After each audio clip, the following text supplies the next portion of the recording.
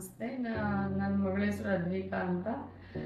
ನನ್ನ ಮಗಳಿಗೆ 6 ವರ್ಷ ಇದ್ದಾಗ ಅವಳಿಗೆ ತುಂಬಾ ಹುಷಾರ್ ತಪ್ತಾ ಇದ್ಲು. ಒಂದು ತಿಂಗಳಲ್ಲಿ 4 ಸರಿ ಹಾಸ್ಪಿಟಲ್ಗೆ ಹೋಗ್ಬೇಕಾಗಿತ್ತು. ಯಾವಾಗಲೂ ಶೀತ, ನೆಗಡಿ, ಜ್ವರ, ಕೆಮ್ಮು ಈ ತರ ಯಾವಾಗಲೂ ಹುಷಾರ್ ತಪ್ಪಿಕೊಂಡು ಅವಳು ಗ್ರೋತ್ ಆಗ್ತಿರ್ಲಿಲ್ಲ. ತುಂಬಾ ಸಣ್ಣ ಇದ್ಲು.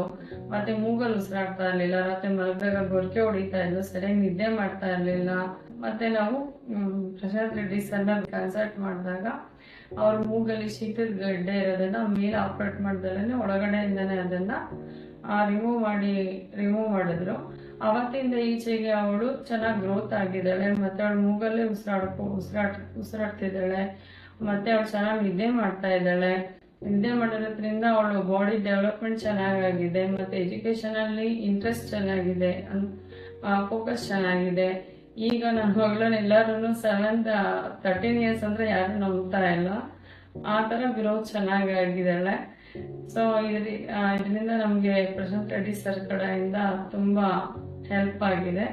ಅವ್ರಿಗೆ ನಮ್ಮ ಕಡೆಯಿಂದ ತುಂಬಾ ಧನ್ಯವಾದಗಳು.